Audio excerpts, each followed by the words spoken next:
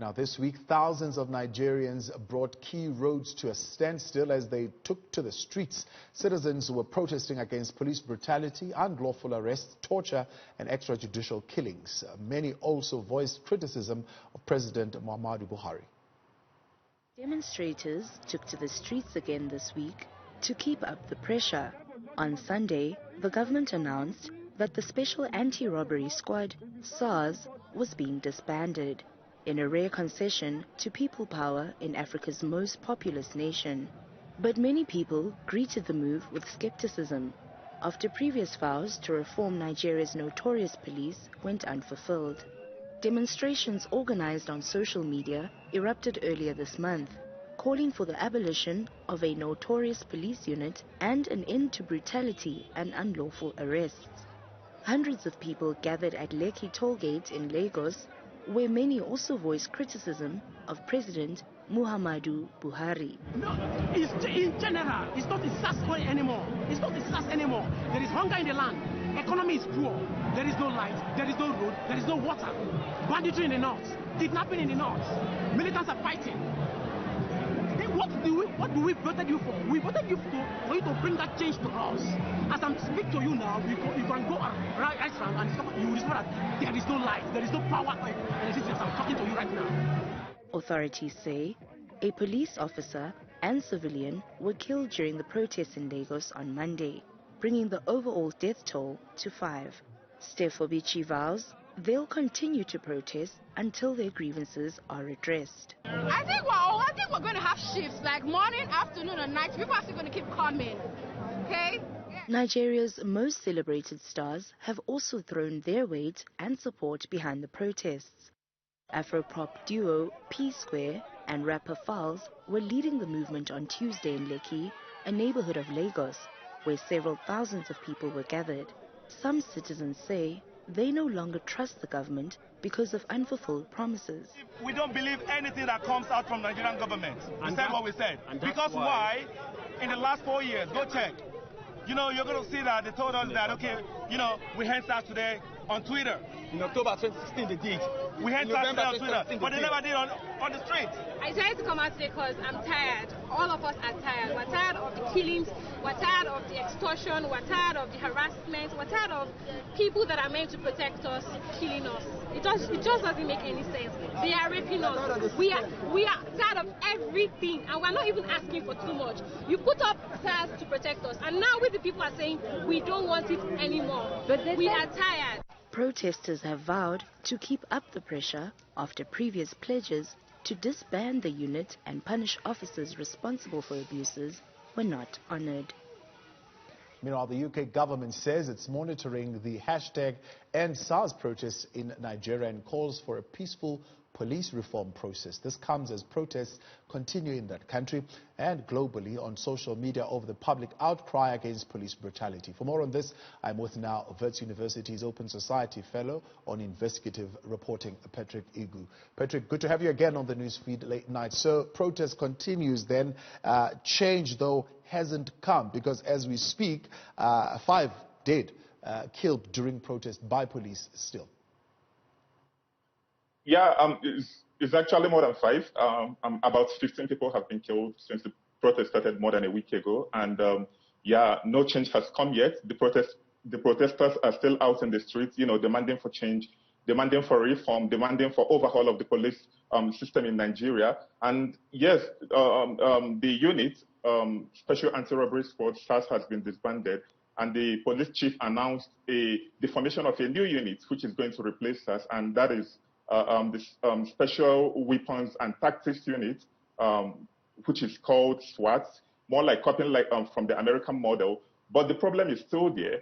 The protesters are still out in the streets, and they are not leaving anytime soon. What they want to see real change, you know, happen. They want to see the police chief resign. They want to see those who have killed protesters, you know, held to account. They want to see them arrested. They want to see them prosecuted. And none of this has happened at all. So they're actually out in the street trying to raise their voices, and they're trying to, you know, call on the government to hold these guys accountable, to actually fulfill their demands. And they have put it out there for the government to do, but none of this has happened. And it's still there, like way it has always been. Processing Nigerians feeling it's necessary to keep up the pressure. Why? I mean, except for what you've mentioned, of course, they've learned from past experience that promises are made and some kind of brush-through move of we'll deploy them to other units is always the case, and then it goes back to the same old brutality, same old killings, and same old harsh treatment coming from the police. Why do they feel this time they want to keep up the pressure as far as these protests are concerned? Because in the past, promises made by the government and the police chief to, reform and disband us, they have never kept to it. So there's lack of trust, there's lack of integrity in the police system, there's lack of honesty in the police system. So the protesters don't believe that the government is going to keep to its words, the government actually announced that it was going to set up an investigative committee to look into the crimes committed by these officers. But the protesters don't believe them because the government haven't kept to their words in the past. So that's why they actually want to put pressure, mount pressure on the government, raise their voices the way they can. They've actually, held protests across the country, blocking major roads, strategic positions, major cities and towns. And last week on Friday, they held a candlelight procession for those who were killed, amid,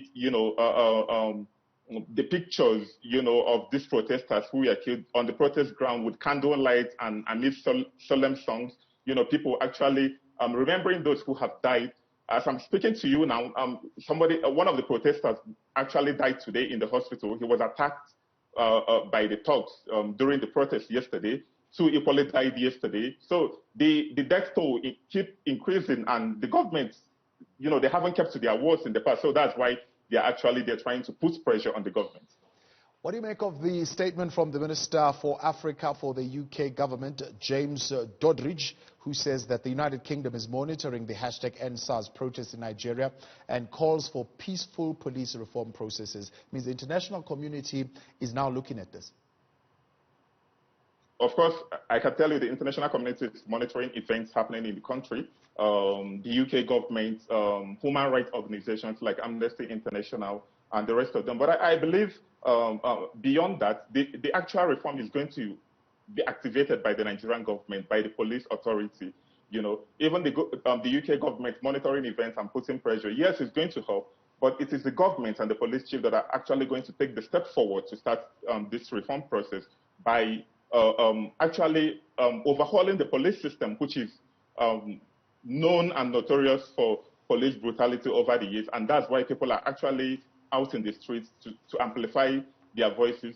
It is the government that is going to call the police chief to order. It is the government that is going to sack the police chief if need be. And Nigerians believe that it is high time the police chief is sacked because he couldn't control his men. It is the government that are actually going to set up the justice system for the victims who were killed by arresting and prosecuting these officers because they know where they are.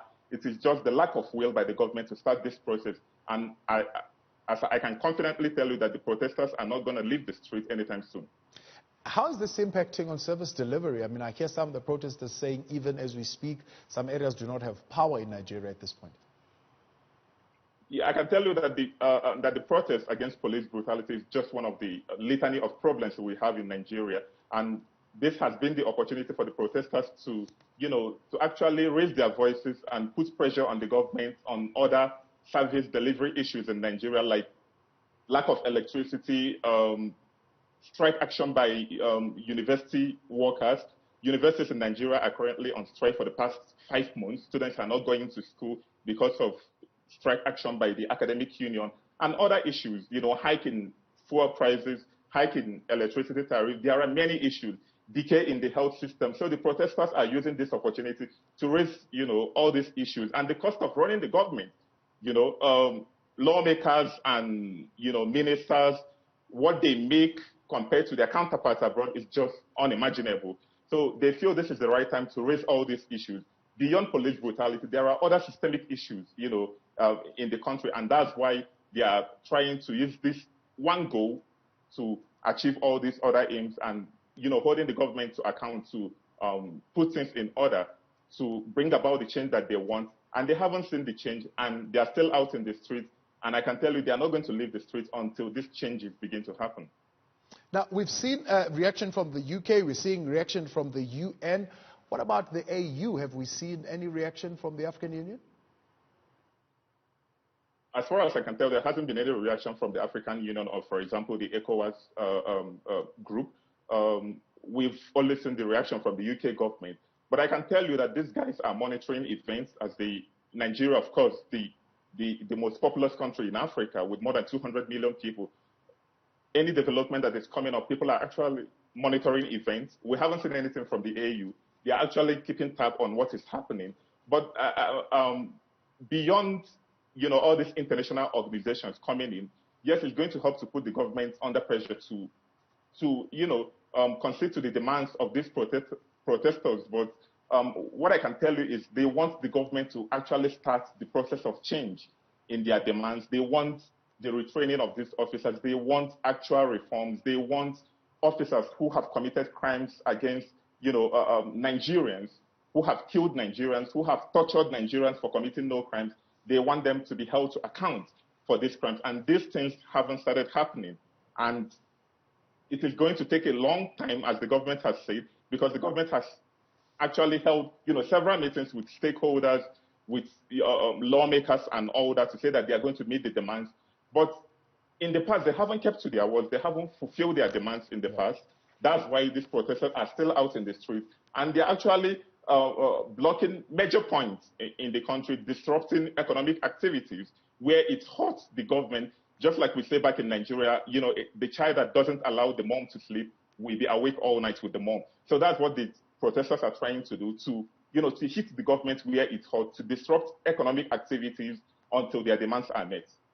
Patrick, appreciate your time. Thanks for catching up. We will, of course, stay in touch with you as more developments begin to come out of Nigeria.